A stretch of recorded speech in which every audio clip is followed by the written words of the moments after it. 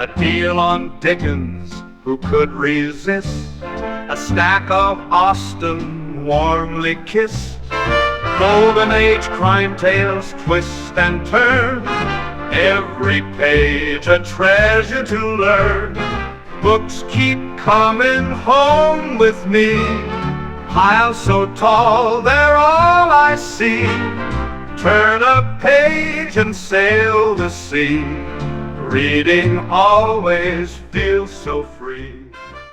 Hi, my name is Talia. Welcome to Talia Nerds Out. I'm not sure how much time I have, but I kind of wanted to go through a plan for July, and actually that makes me think of something.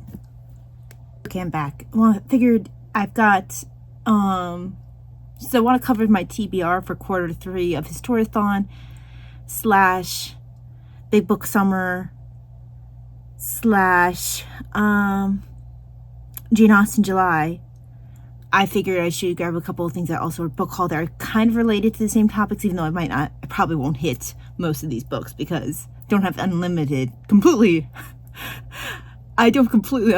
of time to read, although I have more than most people. It's just, there's only so many hours a day. Anyway, for definite plans for July coming up, we've got Jane Austen July, and there's quarter 3 of Historathon, which is 1500 to 1820 to include Jane Austen July. And while of course I'll read my normal mysteries and all that, I'm not going to focus on them this particular video.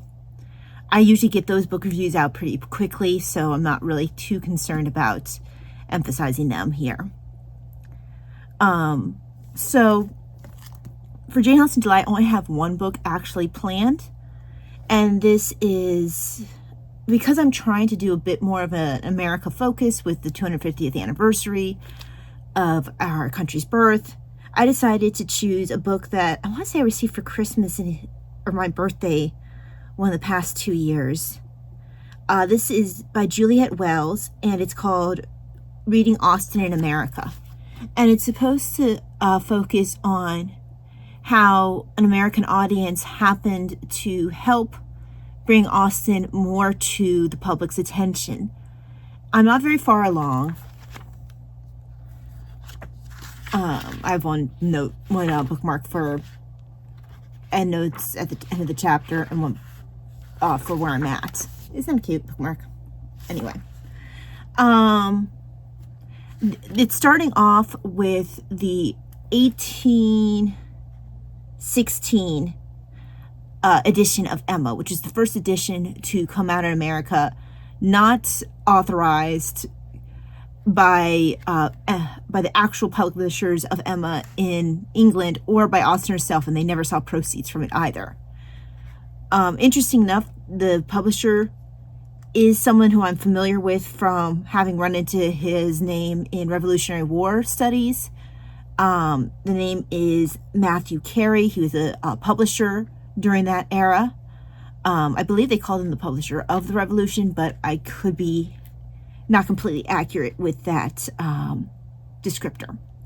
I have a book on him as well, and I've had that for a little while. I think I first heard about him in a Betsy Ross book.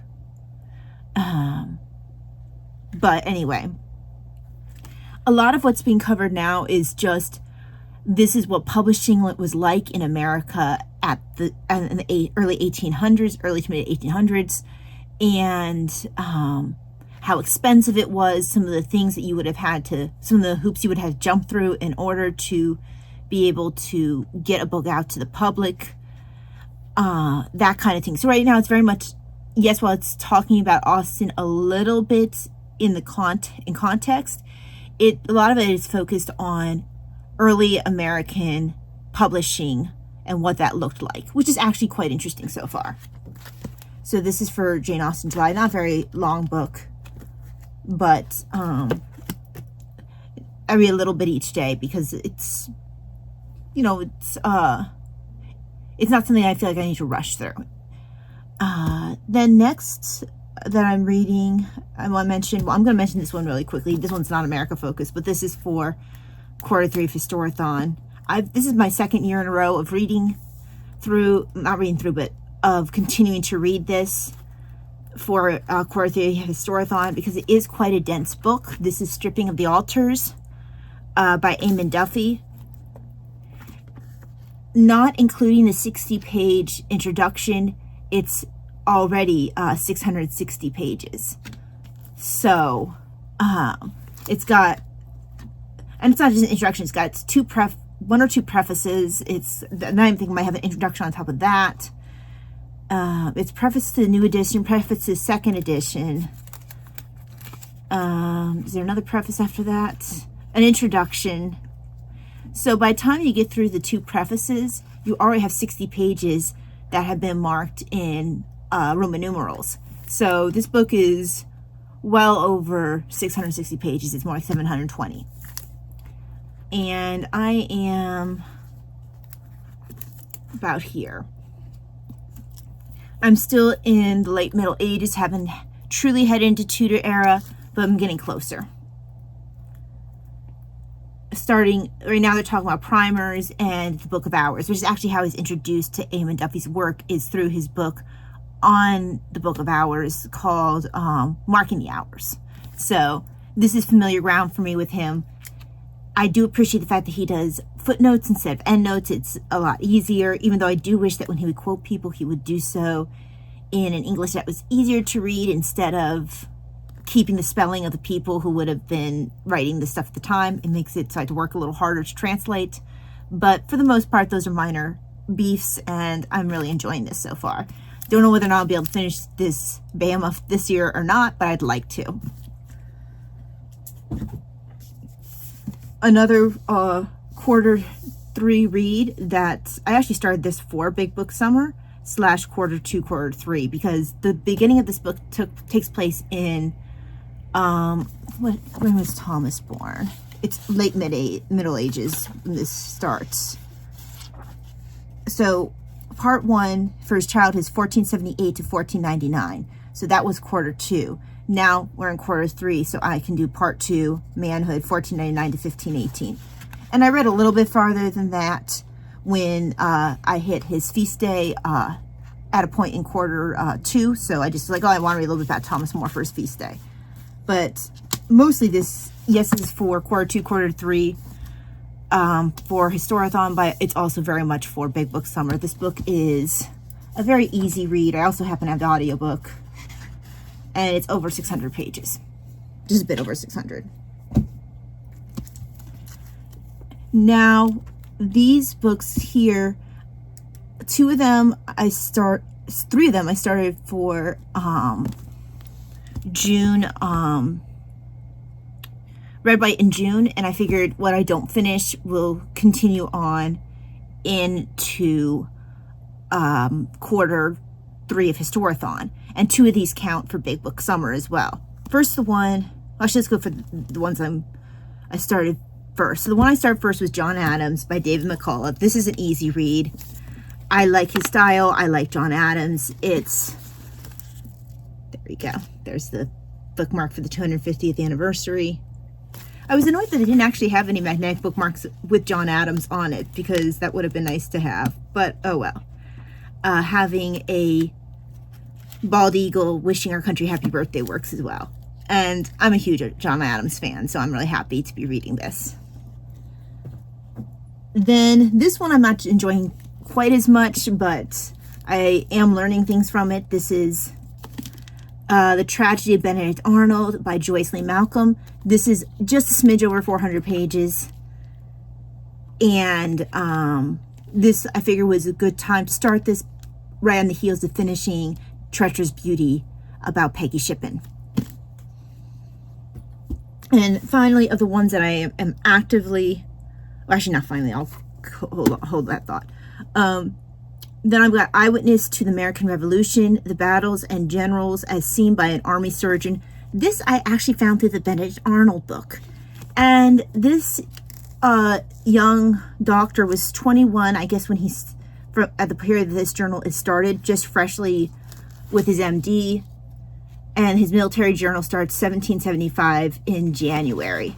Currently, I am in June of 1775. June 14th is what I'm about to start. And then there's, oopsie, that's a heavy bookmark. There's no footnoting here hardly at all because, well, this is his journal. This is primary sources you can get just about. So,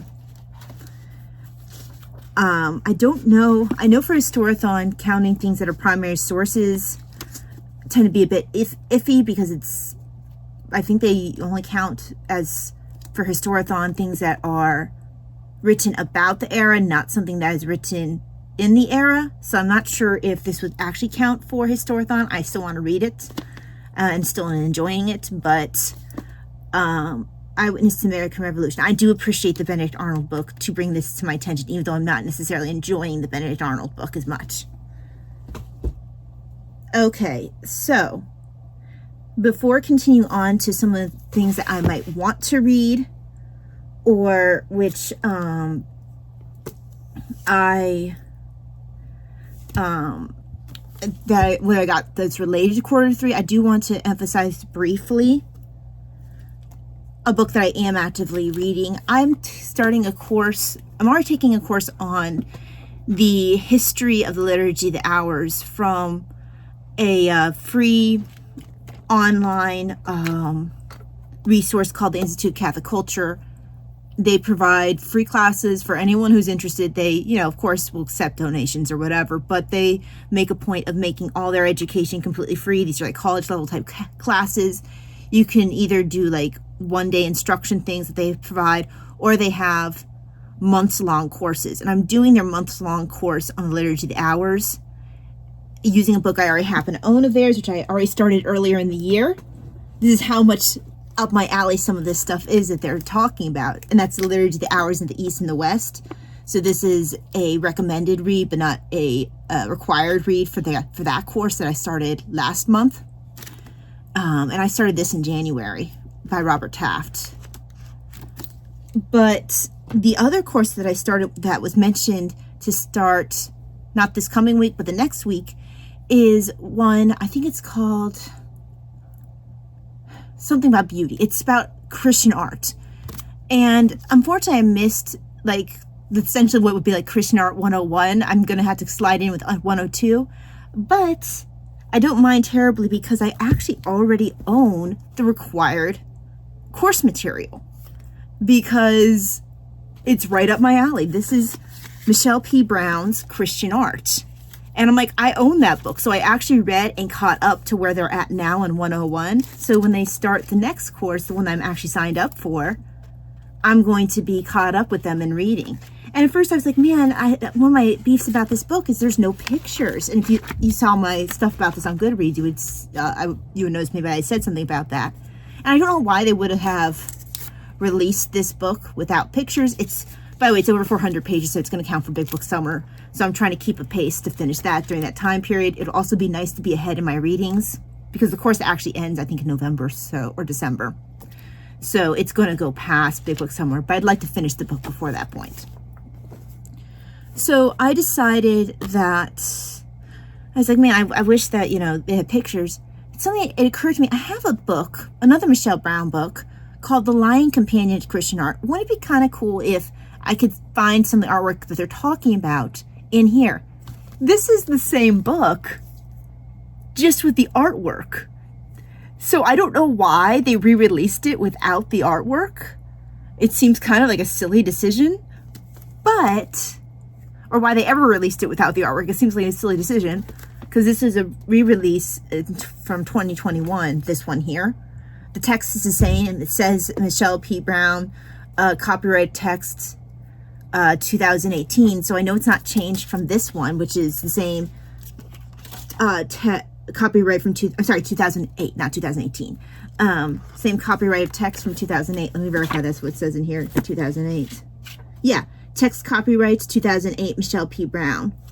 So I'm not quite sure why they made that decision to release it again in 2021 without the pictures. Because this is also copyright Michelle P. Brown 2008. And I enjoy her work too. I have like on the back burner to return to at some point a book that she's written on the Lindisfarne Gospels. But this is nice, because then I don't have to mark up this text, but I could still tab for the pictures that I want to look at when we're going through the course, because then I actually can picture some. Ooh, did I not mark the picture for Christ Pound Creator? Oh, I didn't see that one. I was wondering where that picture was. Let me mark that. If I find that chapter at a later point, I'll have to. One of the things I'm doing in the book, since this is now my markup copy, the one without the pictures, I will then, sorry about that, I don't have much time left. I will then reference in here, like in this book, you'll find the picture, and I'll mention the book and the page number in the Lion's Companion. But I must have not found that picture when I was looking for it when I was skimming through from what I had read prior. So, yes. It was a happy accident that I actually happened to not only have the book required for the course, but also the companion that most people, unless they are doing like I do, which is basically collect the Michelle P. Brown books as they come out, might not necessarily have this one as well, because I didn't realize that these were the same book. Just one has pictures, one doesn't. So this is my clean copy, and I get all the pictures that I want. Not to mention, it's easier to read from this copy because it's not quite as bulky. But I still very much like having the pictures. Let's see. I don't really have time to go into some of the stuff that I wanted to with books that I have picked up related to, and some of the other things I might want to read for this coming quarter. So I think I'll do that after I finish my prayer time, because I do want to do that video, but I don't have time at this moment. So I'll be back. I'll make that video. Everything that I'll be talking about in that video will be things that I'm not currently reading. So that's more of a hopeful TBR / this could work, but probably will not be gotten into this quarter. Anyway, so thanks very much for joining me. Looking forward to an interesting quarter of reading, an interesting month of reading. And by the way, this is July 3rd. If I don't get this up before July 4th, to everyone in America, happy Independence Day. All right, God bless. Bye-bye.